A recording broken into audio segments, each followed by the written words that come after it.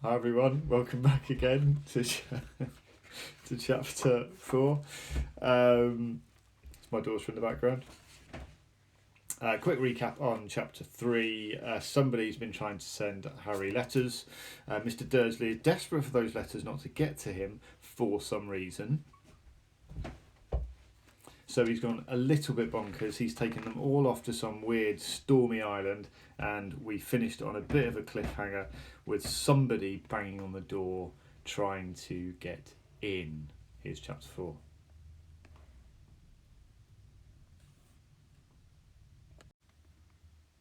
Boom! They knocked again.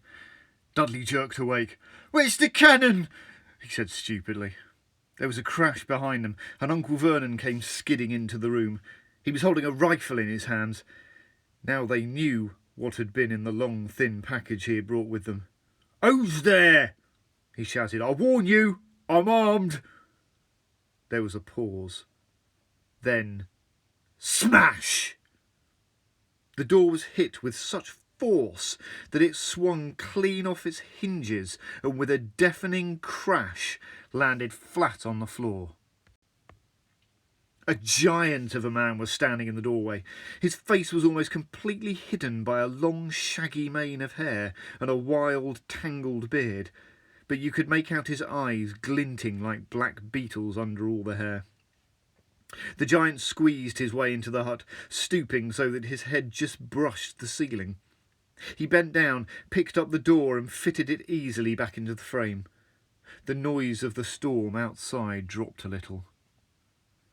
He turned to look at them all. "Could make us a cup of tea, could you? It's not been an easy journey."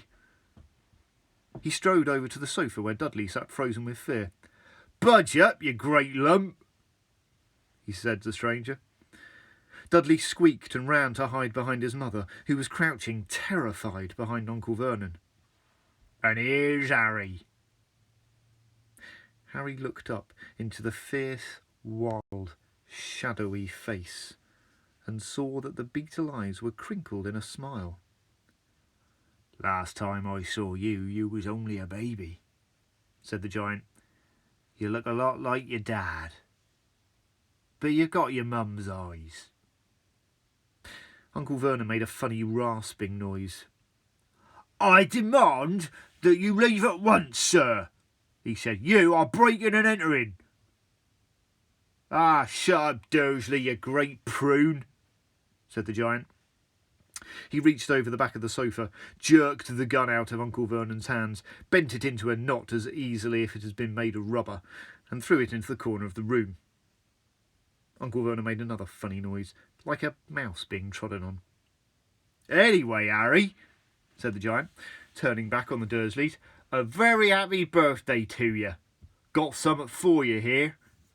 I might have sat on it at some point, but it'll taste all right." From an inside pocket of his black overcoat he pulled a slightly squashed box. Harry opened it with trembling fingers. Inside was a large sticky chocolate cake with "Happy Birthday, Harry" written on it in green icing. Harry looked up at the giant. He meant to say thank you, but the words got lost on the way to his mouth, and what he said instead was, "Who are you?" The giant chuckled. "True, I haven't introduced myself.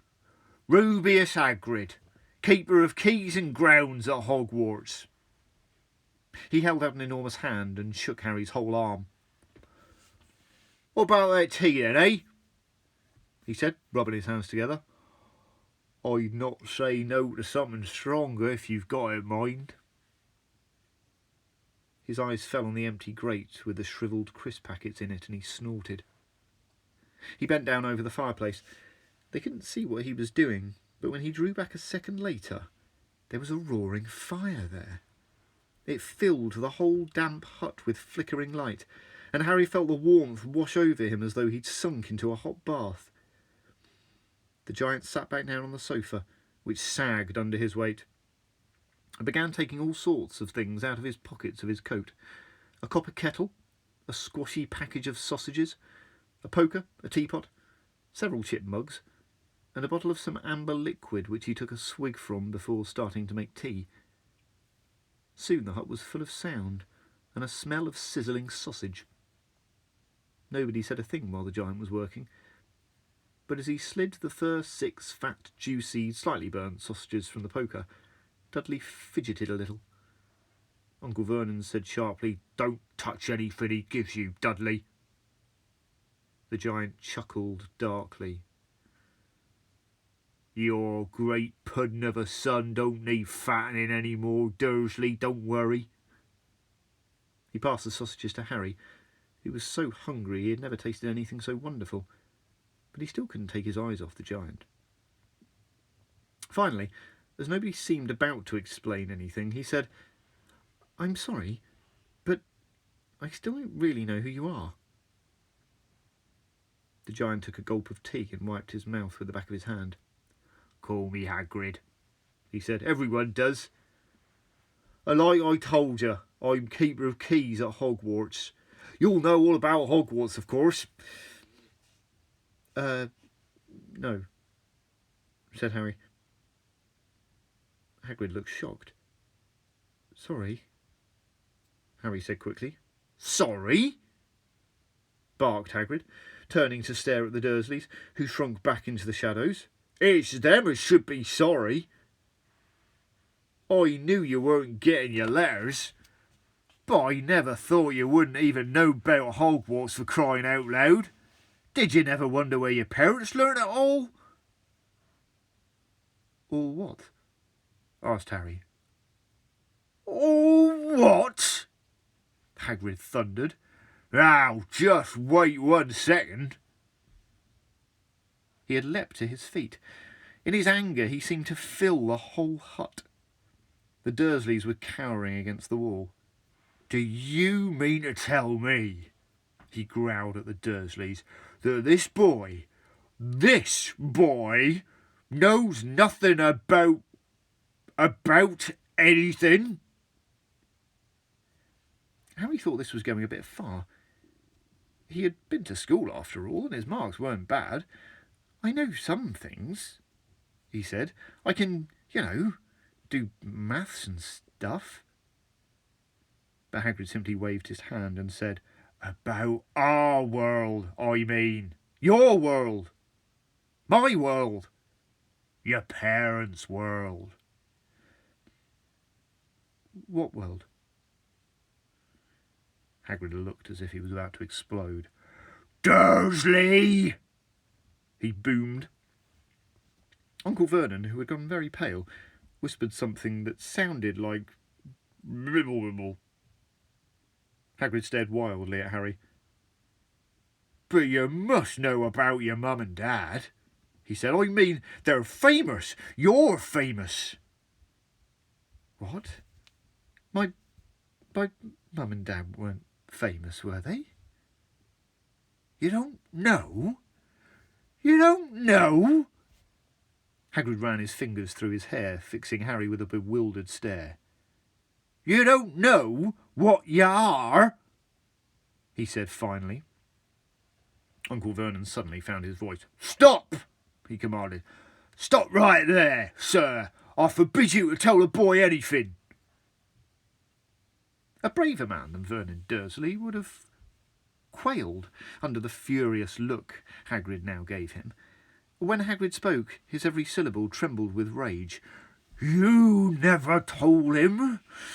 Never told him what was in the letter Dumbledore left for you? I was there. I saw Dumbledore leave it, Dursley. And you've kept it from him all these years." "Kept what from me?" said Harry eagerly. "Stop! I forbid you!" yelled Uncle Vernon in panic. Aunt Petunia gave a gasp of horror. Go boil your heads, both of you," said Hagrid. "Harry, you're a wizard." There was silence inside the hut. Only the sea and the whistling wind could be heard. "I'm a what?" gasped Harry. "A wizard, of course," said Hagrid, sitting down back on the sofa, which groaned and sank even lower. And a thumping good, I'd say, once you've been trained up a bit. With a mum and dad like yours, what else would you be? And I reckon it's about time you read your letter. Harry stretched out his hand at last to take the yellowish envelope, addressed in emerald green to Mr. H. Potter, The Floor, Hut on the Rock, The Sea. He pulled out the letter and read. Hogwarts School of Witchcraft and Wizardry. Headmaster Albus Dumbledore, Order of Merlin, First Class, Grand Sorcerer, Chief Warlock, Supreme Mugwump, International Confederacy of Wizards. Dear Mr. Potter, we are pleased to inform you that you have a place at Hogwarts School of Witchcraft and Wizardry. Please find enclosed a list of all necessary books and equipment. Term begins on the 1st of September. We await your owl by no later than the 31st of July. Yours sincerely, Minerva McGonagall, Deputy Headmistress. Questions exploded inside Harry's head like fireworks that he couldn't decide which to ask first. After a few minutes he stammered, What does it mean, they await my owl? Galloping Gorgons, that reminds me, said Hagrid, clapping a hand to his forehead with enough force to knock over a cart horse. And from yet another pocket inside his overcoat he pulled an owl. A real, live, rather ruffled-looking owl. A long quill and a roll of parchment. With his tongue between his teeth he scribbled a note which Harry could read upside down.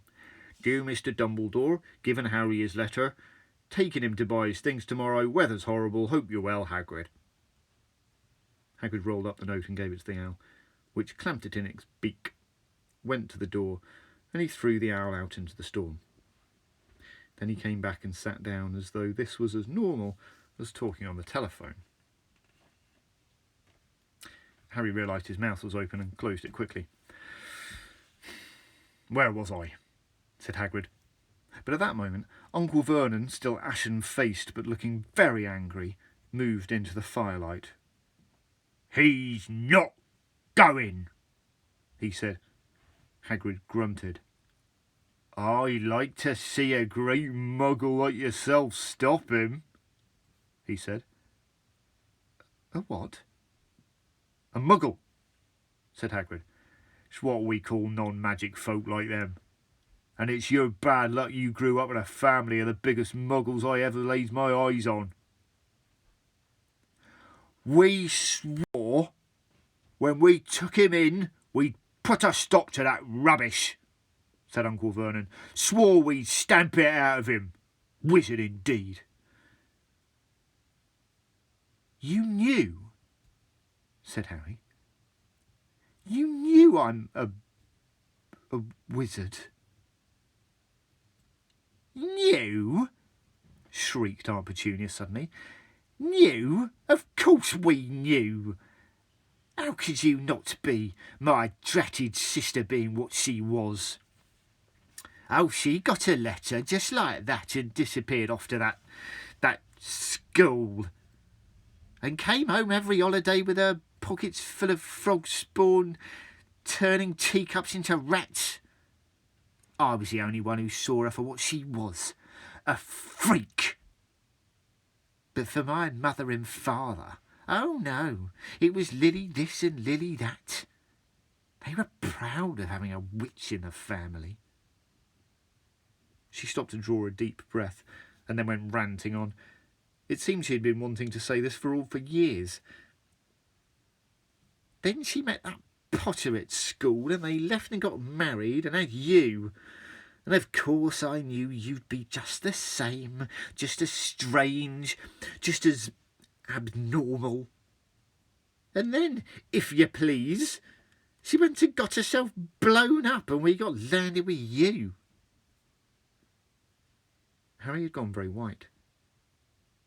As soon as he found his voice, he said, Blown up? You told me they died in a car crash. A car crash? roared Hagrid, jumping up so angrily that the Dursleys scuttled back into their corner. How could a car crash kill Lily and James Potter? It's an outrage! A scandal! Harry Potter not knowing his own story when every kid in our world knows his name. But why? What happened? Harry asked urgently. The anger faded from Hagrid's face. He looked suddenly anxious. I never expected this, he said in a low, worried voice. I had no idea. When Dumbledore told me there might be trouble getting hold of you, how much you didn't know. Ah, Harry, I don't know if I'm the right person to tell you, but someone's gotta. You can't go off to Hogwarts not knowing. He threw a dirty look at the Dursleys. Well, that's best you know as much as I can tell you, mind. I can't tell you everything. It's a great mystery, parts of it. He sat down, stared into the fire for a few seconds, and then said, It begins, I suppose, with a person called... But it's incredible you don't know his name. Everyone in our world knows... Who? Well, I don't like saying the name if I can help it. No one does. Why not? Gulp and gargoyles, Harry. People are still scared. Blimey, this is difficult. See, there was this wizard who went bad. As bad as you could go. Worse than worse. His name was... Hagrid gulped, but no words came out. Could you write it down? Harry suggested. No, I can't spell. All right. Voldemort. Hagrid shuddered. Don't make me say it again. Anyway, this wizard, about 20 years ago now, started looking for followers. Got 'em too. Some was afraid. Some just wanted a bit of his power. Of course, he was getting himself power, all right. Dark days, Harry. Didn't know who to trust. Didn't dare get friendly with strange wizards or witches. Terrible things happened. He was taken over. Of course, some stood up to him, and he killed them. Horribly. One of the only safe places left was Hogwarts. Reckon Dumbledore's the only one who you-know-who was afraid of. Didn't dare try taking the school. Not just then, anyway. Now, your mum and dad were as good a witch and wizard as I ever knew. Head boy and girl at Hogwarts in their day. Suppose the mystery is why you-know-who never tried to get him on his side before. Probably knew they were too close to Dumbledore to want anything to do with the dark side. Maybe he thought he could persuade him. Maybe he just wanted him out of the way. All anyone knows is he turned up in the village where you was all living on Halloween 10 years ago. You was just a year old. He came to your house and... Hagrid suddenly pulled out a very dirty, spotted handkerchief and blew his nose with the sound like a foghorn. Sorry, he said, but it's that sad. Knew your mum and dad, and nicer people you couldn't find. Anyway, you know who killed them. And then, and this is the real mystery of the thing, he tried to kill you too. Wanted to make a clean job of it, I suppose. Or maybe he just liked killing by then. But he couldn't do it. Never wonder how you got that mark on your forehead. That's no ordinary cut. That's what you get when a powerful evil curse touches you. Took care of your mum and dad and your house even. But it didn't work on you. And that's why you're famous, Harry. No one ever lived after he decided to kill him. No one except you. And he killed some of the best witches and wizards of the age. The McKinnons, the Bones, the Pruitts. And you was only a baby. And you lived. Something very painful was going on in Harry's mind. As Hagrid's story came to a close, he saw again the blinding flash of green light, more clearly than he ever had remembered it before. And he remembered something else, for the first time in his life. A high, cold, cruel laugh. Hagrid was watching him sadly. Took you from the ruined house myself, on Dumbledore's orders. Brought you to this lot. Load of old tosh, said Uncle Vernon. Harry jumped. He'd almost forgotten that the Dursleys were there. Uncle Vernon seemed to have got back his courage. He was glaring at Hagrid and his fists were clenched. Now you listen here, boy, he snarled. I accept there's something strange about you. Probably nothing a good beating wouldn't have cured. But as for all this about your parents, well, they were weirdos. No denying it. And the world's better off without him, in my opinion. Asked for all they got getting mixed up with these wizarding types. Just what I expected. Always knew they'd come to a sticky end. But at that moment, Hagrid leapt from the sofa and drew a battered pink umbrella from inside his coat. Pointing this at Uncle Vernon like a sword, he said, I'm warning you, Dursley. I'm warning you. One more word. In danger of being speared on the end of an umbrella by a bearded giant, Uncle Vernon's courage failed again. He flattened himself against the wall and fell silent.